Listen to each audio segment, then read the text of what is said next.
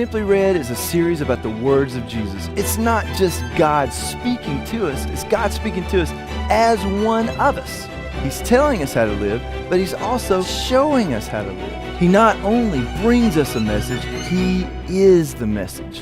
He's not just telling us how to be better people, He is showing us how to be a different kind of person, a person like Him. Simply Read, the words of Christ come to life.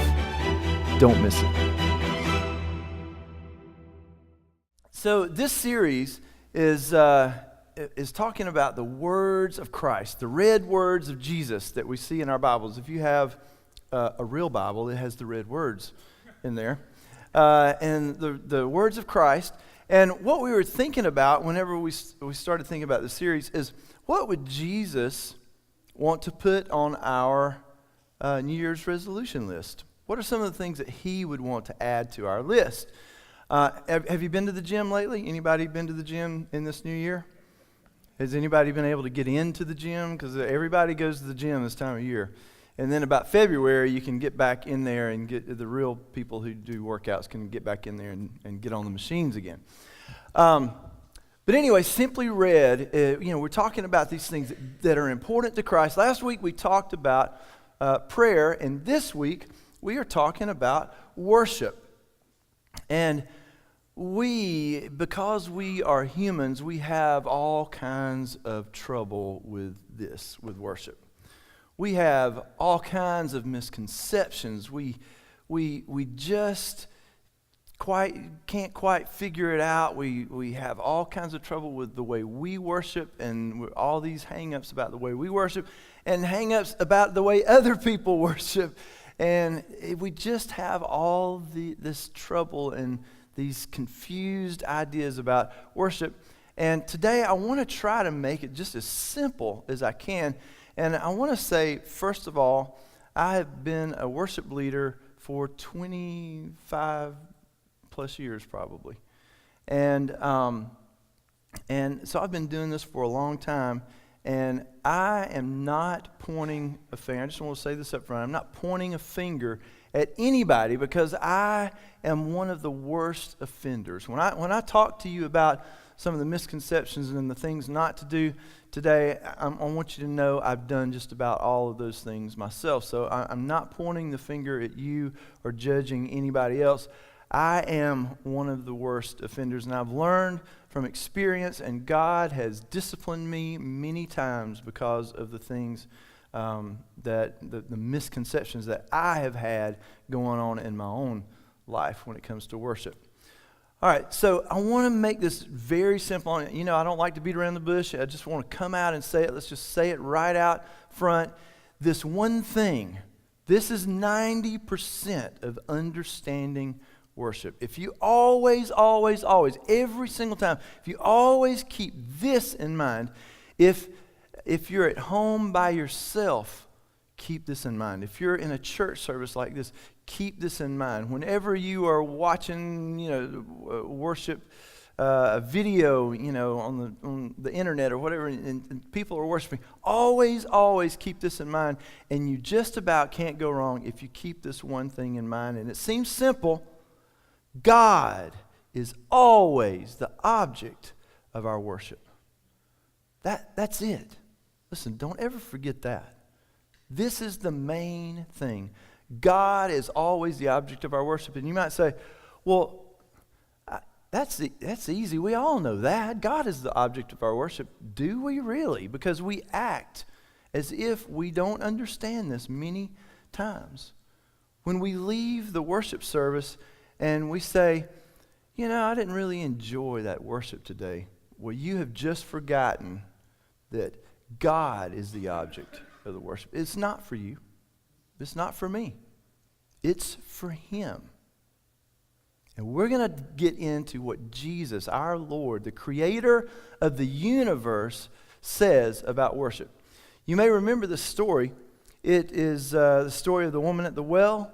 And she was a Samaritan woman, and she met Jesus at the well one day. They both got to the well about the same time. And Jesus said, give me a drink of water. And she said, how could I, a Samaritan woman give you, a Jewish man, a drink of water? That's unlawful for the Jews. How could that happen? And then Jesus began this conversation with her, and he said, if you knew who was asking you for water, you would ask him for water, and he would give you living water. And if you drink that water, you will never be thirsty again. And then they began this conversation in which he revealed to her things about herself that he had no way of knowing, and she perceived that he was a very special man, a prophet. And that's where we pick up the story. She says, Sir, I can see that you are a prophet. Our ancestors worshipped on this mountain, this very mountain that we're on. But you, Jews, claim that the place where we must worship is in Jerusalem. Now, why is it that Jews thought that you had to worship in Jerusalem? It's because in the Old Testament form of worship was really nothing like what we think of today. The Old Testament form of worship was sacrifices. They made sacrifices. And that's where it happened, in Jerusalem. The priest went in to the temple. The temple was in Jerusalem. The priest went in, and they offered sacrifices. They offered prayers for the people. There was not a direct line. There was this big gap between God and man that had to be bridged in order for us to be where we are today, where we have a direct line, a direct connection. Each one of us has the ability to direct connectly, that, you ought to give me a hand for that. So today we have a direct connection to God. All right, and then he goes on. Woman, Jesus replied, believe me, a time is coming when you will worship the Father neither on this mountain nor in Jerusalem. This is a paradigm shift. This is he was changing everything. Nobody had ever heard of this kind of worship. There is a new worship coming. There is a new age of worship, Jesus was saying, and it's coming. And when this comes, you will neither worship on this mountain or in Jerusalem. What an amazing thing for him to say. This was new. And then he goes on. He says, you Samaritans worship what you do not know. We the Jews, we worship what we do know, for salvation is from the Jews. And what she didn't know at this time was that salvation was standing right in front of her. Salvation is from the Jews. This Jewish man that she had just met was salvation for the world. So salvation is from the Jews. Yet a time is coming and has now come, because Jesus was here. A time is coming and has now come when the true worshipers, now we're talking about true worshipers, when the true worshipers will worship the Father in the Spirit and in truth. For they are the kind, and get this, they are the kind of worshipers the Father seeks. This is awesome. God is seeking a certain kind of person, the kind of person who is a true worshiper of him. God is seeking worshipers, and he is seeking the kind of worshipers that worship him in the Spirit and in truth. This sums it all up. God is Spirit, and his worshipers must, this is Jesus talking, God is Spirit, and his worshipers must worship in the Spirit and in truth. God is Spirit. Get that? He is Spirit, and his worshipers must worship in the Spirit and in truth. So God is Spirit, and so are we. We are Spirit. The difference between God and us, one of the many differences, is that we are confined right now. Everybody in this room, we are confined. Our spirits are confined to this body. When God breathed his Spirit, he breathed his life into Adam, he became a living soul. We are living spirits. We are eternal beings, just like the angels. The angels are eternal beings. God is an eternal being, And he created us in his image. We are eternal beings. We are spirits, and we are in these bodies. Now, before Jesus came, the sacrifice was sacrificing animals, sacrificing a lamb, sacrificing a dove. The priest would do these sacrifices, and the people would bring their sacrifices. The priest would do the sacrificing, and that was the worship, and it was done in Jerusalem. And that was the worship that was going up to God. But now, Hebrews says, there is a different kind of sacrifice. A different kind of sacrifice. Now there is the sacrifice, Hebrews says, we should continually offer up the sacrifice of praise. That is the new worship. It's not sacrifices like they did in the old covenant. Now there's a new type of sacrifice, and that is our worship, and it's praise. That is our worship. So Jesus bridged this gap between man and God, and now we have the ability to connect. Because before we did not have a bridge in the Old Testament, there was no bridge, there was not that connection. Now there is a bridge. Jesus bridged that gap. I always say that grace is a bridge. Grace is a bridge. It bridges the gap between who we are and where we are, and who God is and where he is, and what he is, what he wants for us, what he seeks. He's the kind of worshiper that he seeks is the kind of worshiper who can worship him in spirit. So what does that mean? I believe that it means that we worship him out of who we really are. It is real worship. Not worshiping as we want people to think we are. Not worshiping out of trying to be something that we're not. But to really and truly reach down into who we really are and begin from our heart. We use that expression a lot. From the heart. Just out of the soul. Out of the person that we really are. Begin to worship him. That is what he wants. He wants us to thank him and have gratitude for the real concrete things that we are grateful for. That's what he wants. And in truth, he just wants real worship. Real worship.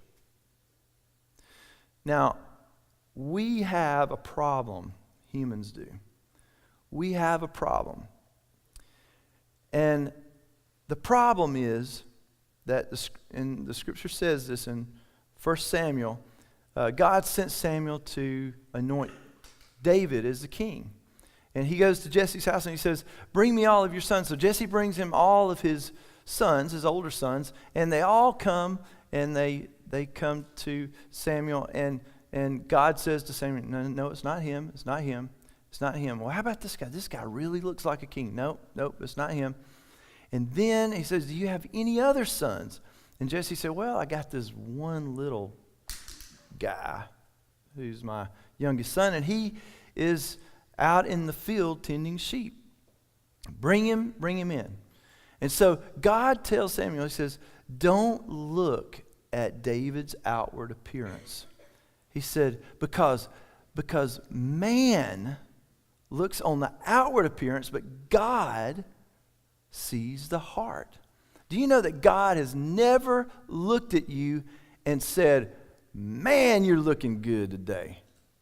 He's never looked at you and said, that dress, I'm telling you, that dress is just to die for.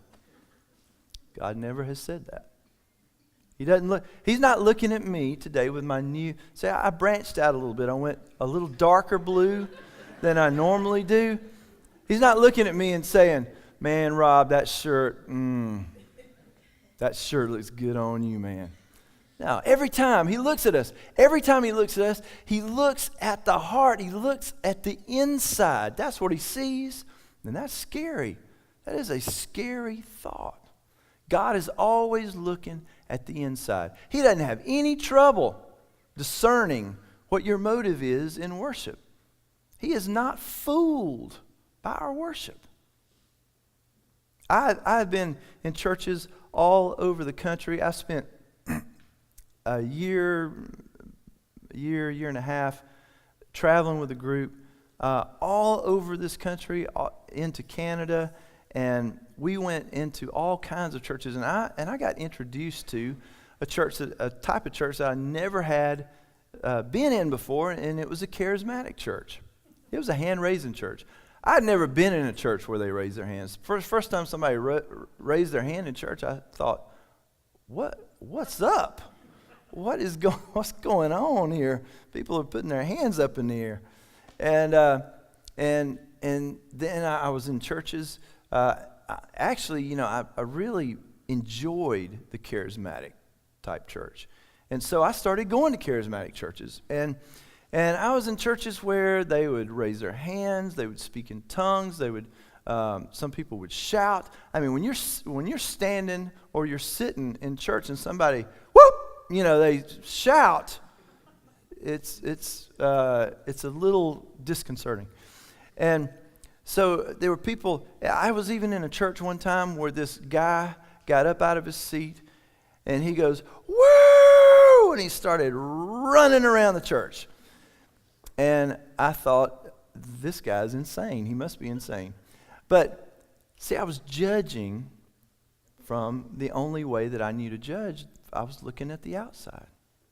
People have all kinds of hang-ups and all kinds of worries and things that they worry about when it comes to worship about themselves. Like,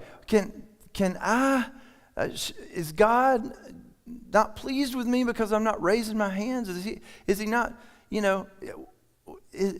does he want me to worship in a certain way?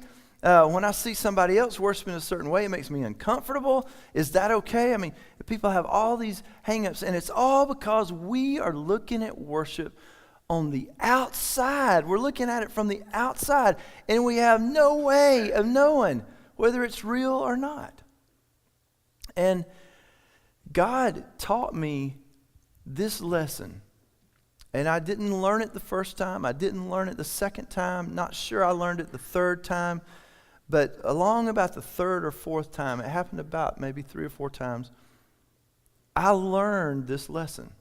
I've been doing this for a long time, leading worship. And I would stand up on the stage and I would have rehearsed the band. Everything was just like it should be. And I was singing my lungs out. And, we'd be singing a song like, "How great is our God? How great is our God? Sing with me." And we would be singing that song. And I would look out. And it wasn't always that song. But it was on 3 or 4 different occasions that this happened. And this just does not happen, okay? It's a strange thing that happened 3 or 4 times. I don't even remember now who the people were, but I would look out during worship and I would see somebody standing there with their hands in their pocket. And I would look at that person and I would recognize that person. Sometimes it was a friend of mine, somebody that I really knew. And sometimes it was just somebody that was an acquaintance, somebody that I knew. And I would look out and I would see them, and I would see them standing there with their hands in their pocket, or their hands or their arms folded, kind of like, I'm up there singing my heart out, and somebody's standing there looking up at the stage like that, kind of just looking at the screen. Doesn't seem to be engaged. And the worst thing was somebody. If I looked out and I saw somebody take a coffee cup and turn a coffee cup up during my worship song, and they were not engaged, not paying attention, and I would get angry. And the first time it happened, I was so angry. And I thought, here I am, trying to lead these people into the presence of God, and they are standing there with their arms folded, or they're turning up their coffee cup. What is wrong with them? Do you see a problem here? Do you see a problem with my attitude? It's pride. Here I am, me, Rob Hall, the worship leader. trying to lead these poor, pathetic people into the presence of God, and they're not even paying attention. What is wrong with them? And this happened several times on different occasions, spaced out by months. And that very same person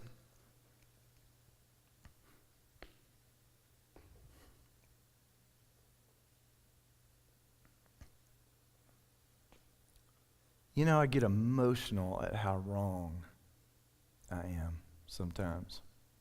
It makes you emotional when you realize what a wretched person you are. And that same person would come up to me after the service, and they would, with tears in their eyes,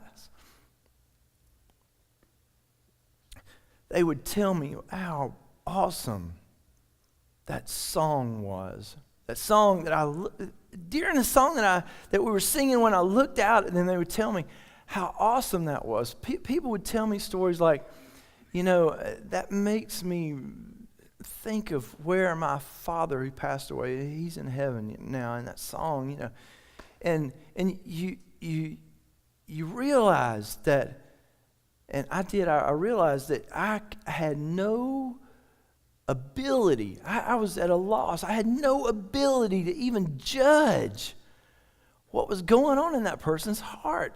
Maybe they were standing there with their arms folded, or maybe they were standing there with their hands in their pocket. Maybe they were thirsty in the middle of their experience and they turned up their coffee cup. I don't know, but I was so convicted over that.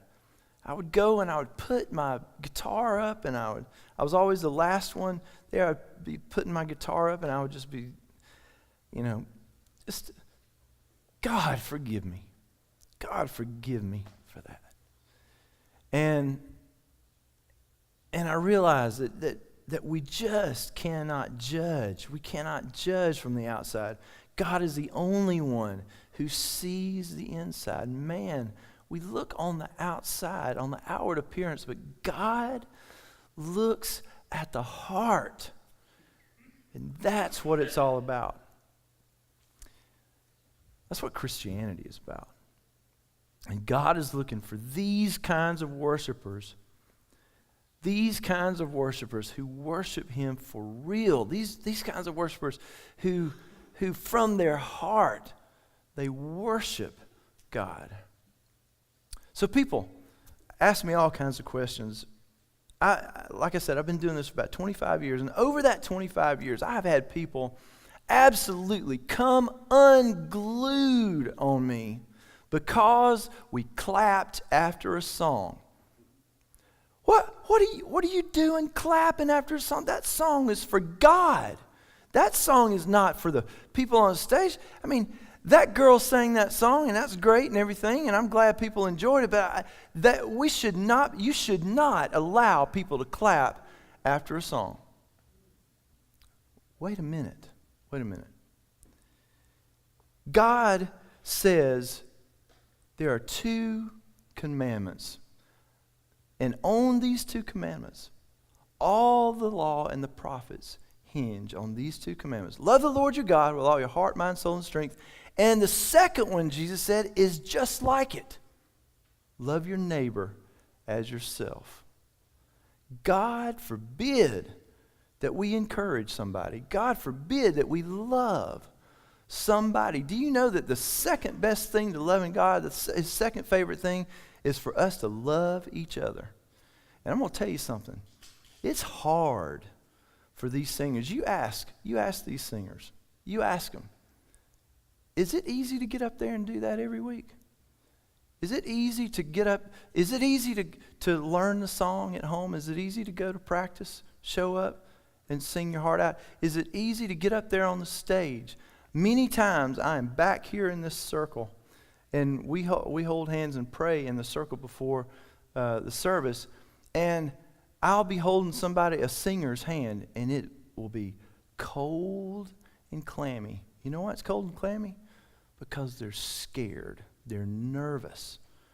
I don't know anybody. even the so-called professionals, the professional worshipers, the worship artists, the worship leaders, even people who've been doing it a long time. I don't know anybody who has not suffered from the anxiety of that, you know. And our singers, and our musicians, they work hard and they overcome obstacle after obstacle to do what they do. And as long as we understand that not you, see, this is where we get messed up, is whenever you think that song was for you. Whenever you think that you're the object of the worship, whenever I think that I'm the object of the worship, that's when I get confused, because then I start judging whether it was good enough for me or not. You know? Oh, it was good. That was good. That was good for me. You know? Or, I didn't care for that. That's when we get messed up. So, is it okay to clap? You better believe it's okay to clap. Is it okay to raise your hands? Yes, it's okay to raise your hands. Is it okay to keep your hands by your side? Yes, it's okay. Is it okay to carry the TV, the widescreen? Is it okay to work your way up? I'm going to tell you something. I'm a hand raiser, and the reason I'm a hand raiser is because when I met Jesus, every time, this happened to me for years, every time I heard the name of Jesus, my hands wanted to go up. And I fought that. I fought it. Because I wasn't raised that way. You don't raise your hand in the United Methodist Church, the traditional United Methodist Church. And I wasn't raised that way. And so it took me a while to get comfortable with raising my hands. But I raise my hands because it's just what I feel. I just want, when I become grateful to God, my hands want to go up. So that's what I do. If you're one of those people, that's fine. If you are one of these people that just want to stand there and just soak it in without singing, but whatever it is, as long as it's real, as long as you know that it's not for you, it's for Him. Is it okay to enjoy the worship? You better believe it's okay. Is it okay to enjoy a sunrise? If it's okay to enjoy a sunrise, it's okay to enjoy a worship song. My gosh, we get so confused about this. It's okay we should be the most joyful people in the world, because we don't rejoice. Jesus said, don't rejoice because the demons are subject to you. Rejoice because your name is written in the Lamb's book of life. That's why we should rejoice. It is amazing, everything that God has done for us, and we ought to be happy about that. We ought to be so joyful that we can't even contain ourselves when we sing a song like, how great is our God. Yes, He is great. Woo! He's great. We ought to be able to worship Him.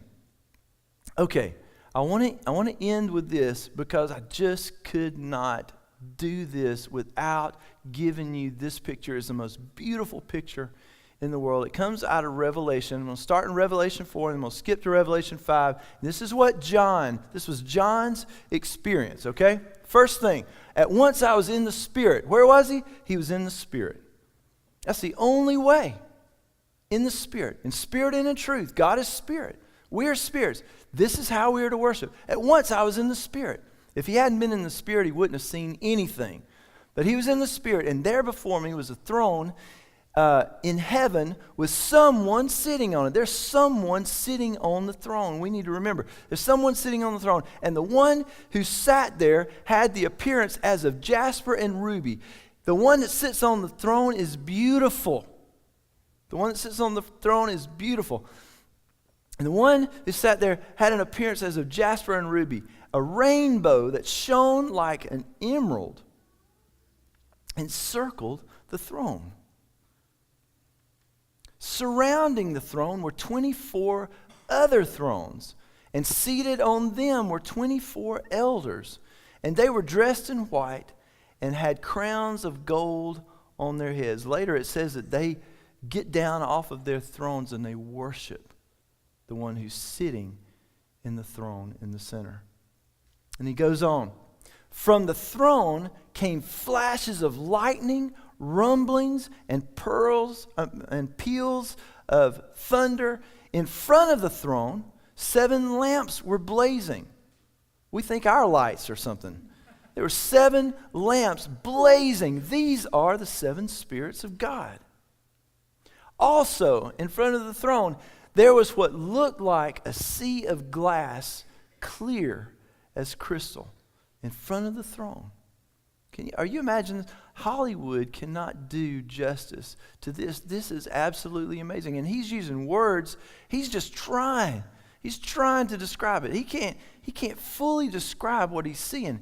He's using the words that he knows. Jasper, rubies, emeralds, crystal. And then let's go to chapter 5.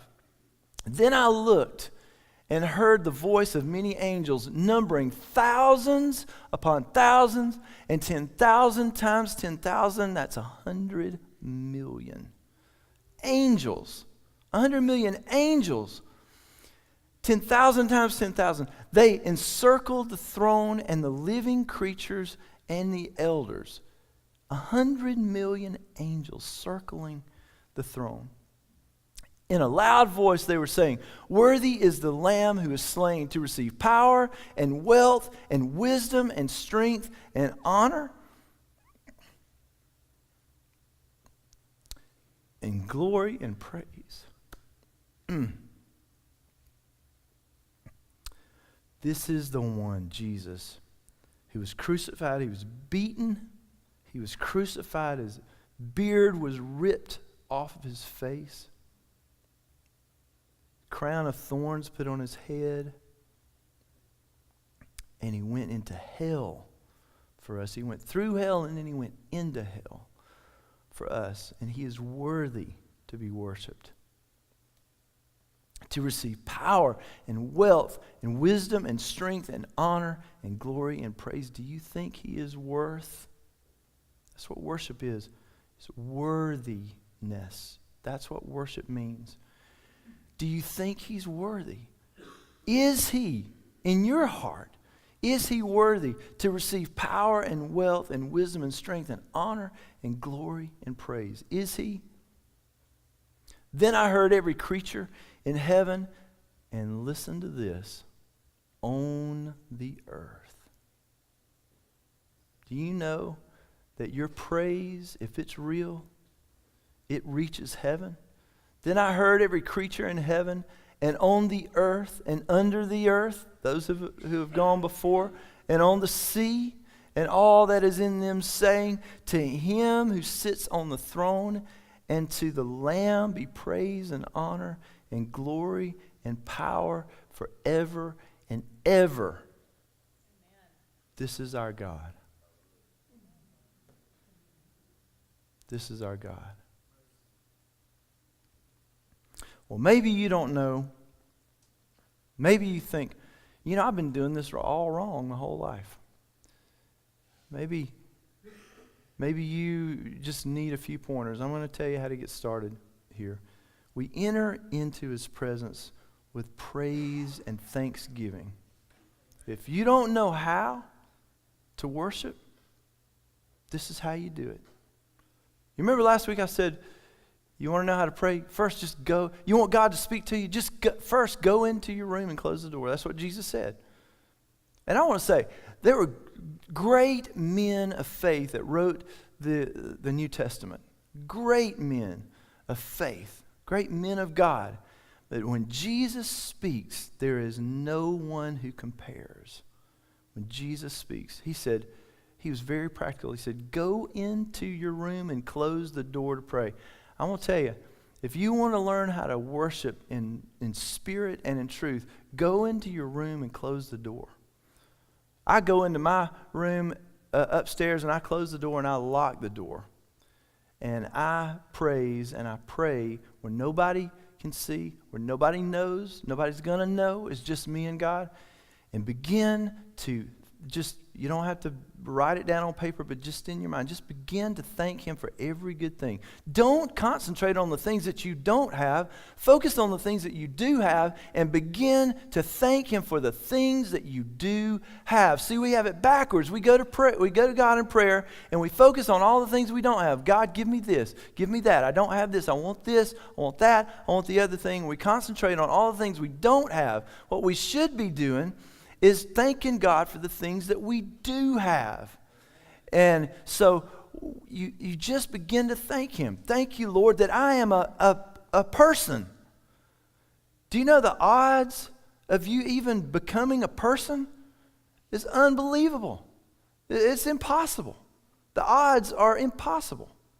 That every one of your ancestors, all the grandmothers and grandfathers and all, through the ages, that all of them would get together and on the same month they would conceive a child, and that one sperm cell out of millions would fertilize that one egg. I mean, when you think about that, generation after generation after generation, it is absolutely impossible that you could ever be born. But you are, because you are a miracle. You are a miracle to God. And God created each one of us. And so thank Him for that. Thank Him for your health. If you have your health, thank Him for the things that you do have. Thank Him for a roof over your head and food to eat. And thank Him for your children. Thank Him for your parents. And if your parents are deceased, thank Him for who they were and who they were when they brought you up. Thank Him for everything. And before long, you will find yourself in full-on worship to God. And it's important because God is seeking. He's looking. Is there anybody down there who appreciates anything that I've done for them? Is there anybody that appreciates that they are alive, that they were even created in the first place? Is there anybody? I'm seeking. God is seeking true, real worshipers. And it's the best thing that you can do.